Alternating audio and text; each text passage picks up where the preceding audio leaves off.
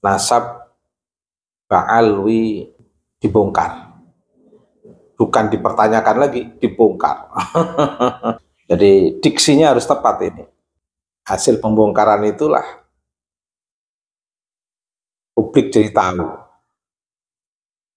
Dalam pembongkaran ini tentu semuanya sudah paham, sudah masyhur, dipantek oleh Kiai Haji Imaduddin Utsman. Pertanyaannya mengapa dibongkar? Ya karena sebenarnya ini kan disebabkan oleh klan Ba'alwi sendiri. Suatu pernyataan yang pernah dijadikan instrumen untuk mengunggulkan nasab Ba'alwi dengan menantang orang, kalau ingin diakui cucu Nabi, ya harus ada bukti yang kuat, bukti sezaman, baik manuskrip, DNA. Kalau dikumpulkan itu udah ideal sekali bukti kenasaban itu, termasuk nasab itu adalah ilmu pasti, nggak bisa dengan cara mimpi, nggak bisa dengan cara tebak-tebakan, nggak cukup dengan katanya si anu, semua harus dengan bukti. Ini kan ideal, keren ini yang disampaikan oleh klan Ba'alwi. Dan itu juga viral tentang idealitas pembuktian kenasaban, perspektif Rizik Syihab, idealitas kenasaban, perspektif Muhammad yang mengatakan nasab itu ilmu pasti. Udah keren itu. Tapi ketika publik ngejar sistem pembuktian kenasaban ini dan membongkar sistem pembuktian kenasaban ini dengan dilacak betul, dengan istilah dibongkar, tetapi hasilnya justru di luar dugaan, menutupi kekurangan. Memang saya jadi teringat pesan bijak yang mengatakan kalau ingin melihat secara nyata di hadapan mata terkait dengan kelemahan seseorang, maka lihatlah pada saat dia sombong di hadapan orang. Berarti di situ dia sedang menutupi kelemahannya. Ketika klan Ba'alwi menyombongkan kenasabannya valid menurut tes DNA, berarti tes DNA itu sedang dijadikan tameng untuk menutupi kelemahannya. Ketika klan Ba'alwi menyombongkan bahwa nasab itu ilmu pasti, berarti dia itu ingin menutupi kelemahannya dengan mengatakan nasab itu ilmu pasti, dan itu terbukti dipertahankan oleh klan Ba'alwi sampai turun-temurun, bahkan dikatakan ada yang mewakafkan dirinya untuk menjaga nasab. Yang di klan Ba'alwi ini juga ditegaskan ada nasabah-nasabah yang bertanggung jawab, bukan dalam konteks perbankan, tapi nasabah dalam konteks ahli nasab yang bertanggung jawab. Ternyata pakarnya Mas Wafi. Nah, yang dimaksud nasabahnya Mas Wafi. Sekarang ketika publik membongkar melalui ketulusan Kiai Imaduddin Utsman, mana nasabah klan Ba'alwi? Mana nasabahnya? Kapan muncul mempertanggungjawabkannya? Ternyata nasabahnya nasabah di luar Robitoh. Ada dari pihak Robitoh untuk mengkoordinir, tetapi tidak bisa dipertanggungjawabkan. Malah justru kontra pembuktian, malah menunjukkan sebuah kelemahan catatan-catatan nasab di kalangan Pak Alwi ketika buku nasab yang dikeluarkan Robitoh itu beredar luas. Orang jadi tahu tentang validasi nasab Pak Alwi yang ternyata tidak bisa dipertanggungjawabkan secara ilmiah. Buku yang beredar itu justru menunjukkan kelemahan nasab Pak Alwi yang di luar dugaan. Publik jadi tahu nasabah klan Pak Alwi itu ternyata Mas Wafi. Nasabahnya Mas Wafi. Baguslah, bagus. Kita menghargai itu. Tidak apa-apa. Yang jelas publik memasuki diskursus nasab dengan tema nasab klan Pak Alwi. Itu publik hanya ingin membuktikan tantangan dari klan Pak Alwi yang disampaikan melalui Rizik Syihab dan yang lainnya terkait dengan bagaimana ketika ada publik berbicara tentang kenasaban yang bersambung kepada Nabi, itu harus diuji dan divalidasi sesuai dengan kriteria yang disampaikan oleh Rizik Syihab dan beberapa dari klan Pak Alwi yang lain. Menarik ini, begitu dibuktikan yang tadinya kriteria ini telah dianggap memenuhi kriteria sebagaimana dalam catatan Robitoh di Maktab Daimi Robitoh, ternyata ini hanya untuk kedok, telah dibongkar di luar realitas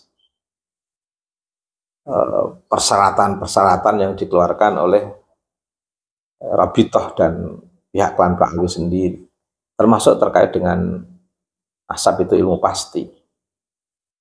Bahkan persyaratan-persyaratan ini ditolak oleh nasabah dari Robitoh itu sendiri yang bernama Mas Wafi. Kan bisa dilacak, pernyataan-pernyataan Mas Wafi itu sebenarnya kan menentang kriteria-kriteria yang pernah dan yang dijadikan oknum-oknum klan Pak Alwi untuk mengglorifikasi kenasaban. Bahkan dijadikan oknum klan Pak Alwi seolah-olah di sana tidak ada interpolasi, tidak ada pencakokan.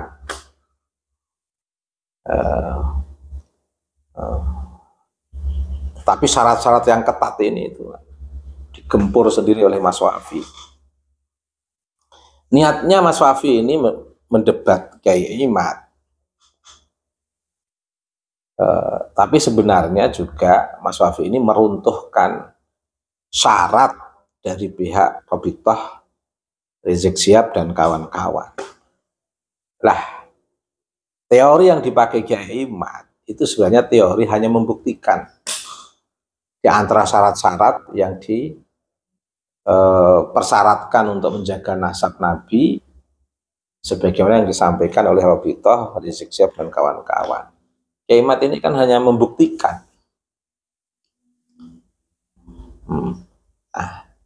Lah, teori yang ada di kitab dalam Hasanah At-Turos terkait dengan kenasaban dan teori yang disampaikan oleh pihak Robitoh, Rizik Syihab dan kawan-kawan ini dikembangkan oleh Kiai Imaduddin Osman dalam pengembangan yang lebih jelas untuk mengukur kenasaban, termasuk kenasaban mulia yang bersambung kepada Nabi Muhammad Shallallahu Alaihi Wasallam. Pengembangan teori sebagaimana yang dilakukan oleh Kiai Umar dari teori-teori di kitab tentang kenasaban, teori-teori yang disampaikan oleh Robitoh, Rizik Syihab dan kawan-kawan dikembangkan. Pengembangan teori inilah yang kemudian disebut tesis. Karena skripsi itu kan menguji teori. Lebih mudahnya begitu. Kalau tesis itu mengembangkan teori. Kalau disertasi itu ya membuat teori. Ini di antara ciri yang paling sederhana perbedaan antara skripsi, tesis, dan disertasi. Dan ini bisa diformalkan dalam konteks institusi pendidikan, tapi juga bisa dijadikan satu pedoman pengembangan keilmuan oleh mereka yang di luar lembaga formal, sebagaimana yang dilakukan oleh Kiai Imah dengan menggunakan istilah tesis dalam pengembangan teori ini. Dan sampai sekarang belum ada yang bisa menjawab dari hasil pengembangan teori yang dilakukan oleh Kiai Imaduddin Osman. Dalam suasana diskursus antara teori dan pengembangan teori Robito, teori Rizik Syihab dan kawan-kawan, dan pengembangan teori yang dilakukan oleh Kiai Imaduddin Osman, justru pihak Robito dan para Habib ini justru malah memasukkan nasabah baru dengan teori yang lebih sederhana, yaitu sebagaimana yang disampaikan oleh Mas Wafi. Teori yang lebih sederhana kan semua yang disampaikan oleh Mas Wafi tentang nasab itu kan teori-teori yang paling sederhana. Tidak apa-apa, tidak salah. Apa yang disampaikan oleh Mas Wafi tidak salah. Saya nggak menyalahkan. Cuman teori tentang sistem kenasaban yang disampaikan oleh Mas Wafi itu teori yang lebih sederhana. Lebih sederhana. Itu tidak mengkhawatirkan teori Mas Wafi itu kalau untuk konteks nasab orang-orang biasa di luar jalur nasab Nabi. Tapi kalau nasab yang berhubungan dengan Nabi Muhammad memang harus agak ketat. Untuk menghindari apa? Untuk menghindari kedustaan, untuk menghindari kapitalisasi atas nama nasab, untuk menghindari relasi kuasa yang tidak seimbang melalui pengetahuan kenasaban, untuk menghindari sikap hegemonik seseorang atas nama nasab Nabi yang justru digunakan untuk menghegemoni umat. Nah, jadi kalau yang berhubungan dengan Nabi harus lebih ketat. Karena itu Kiai Imaduddin Osman tertarik untuk mengembangkan teori Robito, teori Rizik Syihab dan kawan-kawan terkait dengan sistem kenasaban Nabi. Selain memang semua yang bersumber dari Nabi harus diverifikasi. Semua yang mengatasnamakan Nabi itu harus diverifikasi. Biar tidak terjadi kedustaan-kedustaan yang muncul di tengah masyarakat dengan mengatasnamakan Nabi. Hadis saja diverifikasi.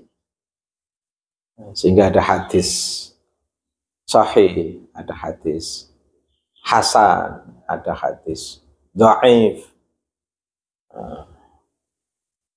Itu diverifikasi. Apalagi yang mengaku sebagai cucu Nabi. Oh, ini kalau nggak diverifikasi dengan cara ketat, problem.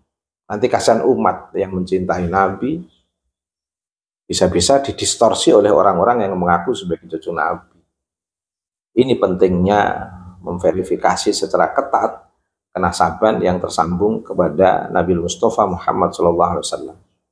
Ada kok bukti bukti teori-teori yang disampaikan oleh klan Ba'alwi, diantaranya contoh ini. Nah, harus dipahami bahwasanya tentang pembahasan nasab. Nasab itu ilmu pasti. Nasab itu ilmu pasti.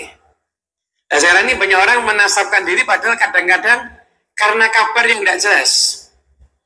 Karena kabar yang tidak jelas, tiba-tiba ngomong begini, saya ini keturunan Sunan Giri. Oh, ini disampaikan oleh Habib Hussein Al-Habsyi. Saya tuh pernah naik bis, ketemu sama bapak-bapak tua, dibilangin, kamu itu keturunan Sunan Giri, berarti ini keturunan Sunan Giri. Ini berarti yang ngomong sama yang diomongi jeleknya podo ini berarti. Loh, yang namanya nasab, loh, kamu, nah bapakmu yang keempat kamu nggak tahu namanya kok kamu bisa ngaku keturunan Sunan Giri? Nggak bisa kalau begitu. Paham ya? Nasab itu ada ilmunya aja, jelas. Bagus. Ilmunya jelas. Ini bagus. Nah, teori kenasaban bagus ini. Nasab ini dijaga. Ya. Ada orang-orang tertentu yang memang berkhidmat untuk mengurus nasab. Dan ada namanya pohon nasab. Dulu tuh generasi terdahulu, mungkin sekitar 60 tahun, 70 tahun yang lalu, ada namanya Habib Ali bin Ja'far As-Sagaf. Beliau ini Masya Allah, itu beliau insya Allah nasabnya habaib se-Indonesia dan Malaysia punya semuanya beliau. Wow. Dibuat pohon begitu. Harusnya manuskripnya masih ada ini harusnya. Aku langsung ketahuan, ada nggak di pohon? Nggak ada. Harusnya punya manuskrip, punya data. Punya semuanya beliau nih. Betul, Masya Allah, khidmat kepada urusan nasab luar biasa. Orang yang ahli nasab julukannya An-Nasabah. Bukan nasabah bang, bukan lah ya. An-Nasabah itu dari ilmu ilmu nasab. Jadi nasab itu ilmu pasti. Nah, kan ini bagus. Ilmu pasti. Bagus. Karena nasabah itu juga sejarawan juga sebenarnya. Saya keturunan Habib Abdullah Al-Haddad. Saya pernah mengucapkan tidak bisa. Saya punya catatannya kok. Saya punya ayah fulan, udah meninggal makamnya di sini. Saya lagi ini, udah meninggal makam sini. Lagi ini, orangnya di sini. Ada semua catatan itu. Sampai kepada Habib Abdullah bin Alwi, ada dicek bener ada. Nasab itu ilmu pasti. Maka nggak bisa sembarangan orang menasabkan diri. Harusnya kalau begini, kalau ada yang bongkar, apalagi itu dibuktikan saja. Sumber yang nggak jelas. Ketemu orang tua, atau lagi duduk di pohon beringin tiba-tiba ketemu sama jin. Jin genderuwo itu. Biasanya genderuwo itu datangi temennya. Teman makanya didatangi akhirnya. Iya. Jadi nggak bisa begitu. Bagus. Apalagi dapat nasabnya itu dari mimpi. Nggak bisa. Nasab dari mimpi nggak bisa. Bagus. Pernah sekali kejadian lucu ini. Saya diundang di suatu daerah pengajian hal. Bagus. Halnya Mbah Sapa gitu. Ceramah. Nggak boleh nasab dari mimpi, nggak boleh. Saya nanya, ini Mbah ini dimakamkan di mana? Jadi makamnya itu tidak berwujud makam. Gimana? Bingung saya. Makamnya itu tidak berwujud makam. Iya. Bagus. Mana makamnya? Ini. Pohon beringin enggak taunya. Kamu tahu dari mana di sini ada makamnya wali? Pernah ada orang ziarah ke sini. Bagus. Dia bilang katanya di sini ada wali. Akhirnya kita cari nasabnya, ketemu. Kita sambung-sambungkan ketemu, tidak bisa nyambung-nyambungkan. Bagus. Sambungkan sampai ke Sunan Kalijogo, sampai ke Nabi Muhammad. Tak lihat, gila orang ini berarti ini. Datang kota-kota. Sekarang yang gila siapa sekarang? Akhirnya yang terbukti gila siapa sekarang ini? Makamnya juga makam fiktif, tidak bisa. Gak bisa. Ini di situ ada makam orang, anaknya mana? Jangan fiktif, bagus. Siapa? Kan harus jelas. Jelas, historis harus, bagus. Jelas harus. Jangan ahistoris, jangan. Ada tuh daerah begitu tuh ada. Jangan fiktif. Memfiktifkan makam. Satu nanti membuat propaganda seakan-akan itu makam keramat, biar banyak orang yang ziarah. Nanti masyarakat setempat ada yang buka warung, ada yang jaga parkir. Ayo. Ada begini, jangan kira nggak ada loh. Siapa? Ayo, siapa? Makanya ziarah jelas-jelas saja. Ya, jelas-jelas saja. Bagus. Jangan lihat polisi tidur di ziarah di kera makam, bukan. Bagus ini. Bagus ini. Bagus. Nah, teori inilah yang dikembangkan oleh Kiai Imad. Bagaimana membuktikan. Kiai Imad ingin membuktikan dan mengembangkan teorinya. Bagus. Hal-hal seperti ini disadari kok di kalangan Pak Alwi, di kalangan Habib, sudah disadari. Rizik Syihab juga pernah menyampaikan, Habib Hussein Al-Habsyi tadi saya setel. Robitoh juga sebelum ada tesis Kiai Imad juga berkali-kali pentingnya data historis, data yang bukan fiktif dalam konteks kenasaban. Karena itu seorang nasabah, seorang an-nasabah itu tidak bedanya dengan seorang sejarawan, cuman spesifikasinya dalam konteks kenasaban dan validasinya sama dengan data, dengan fakta historis. Tapi sekarang saya nggak tahu, dan hak juga itu hak dari para Habib Robitoh meng-hire Mas Wafi untuk menjadi nasabah. Semoga Mas Wafi tidak menjadi nasabah sementara Robitoh untuk menjawab Kiai Imad. Saya berdoa Mas Wafi menjadi nasabah yang akan tercatat dalam sejarah Robitoh dan menjadi pakem kajian-kajian nasabnya Mas Wafi, menjadi pedoman Robitoh sehingga Mas Wafi lebih berarti di kalangan habaib. Bagus itu, saya senang itu. Saya nggak menolak Mas Wafi, wong itu pendapat. Persoalan akurasinya kan nanti dibuktikan dalam sebuah kajian historis, dan ya Imad sudah membuktikan itu. Bahkan dari kalangan Habib Rizik, Husin Muhammad dan Robitoh sudah sebenarnya sudah cukup untuk menjawab keahlian Mas Wafi di bidang kenasaban, yang sebenarnya pendapat itu masih perlu ditambah lagi datanya, bukan salah. Di perspektif keilmuan Mas Wafi itu tidak salah, cuman perlu ditambah lagi kriteria kenasaban dari perspektif Mas Wafi itu biar lebih kokoh. Ibarat bangunan tuh kokoh, pohon kalau akarnya tinggal beberapa kan nanti kena angin bisa tumbang. Hal yang sama, pola hidup itu kalau dibangun atas dasar akar pemikiran yang kuat, itu perspektif yang diberikan kepada publik juga kuat. Ya, demikian obrolan pagi ini, semoga bermanfaat, bukan untuk membangun kebencian, tapi bagaimana dialektika dalam diskursus nasab ini untuk lebih menjernihkan hal-hal yang berhubungan dengan Nabi Mustafa Muhammad SAW. Kesemuanya ini atas dasar kecintaan kita kepada Nabi kita, Nabi Muhammad SAW. Demikian.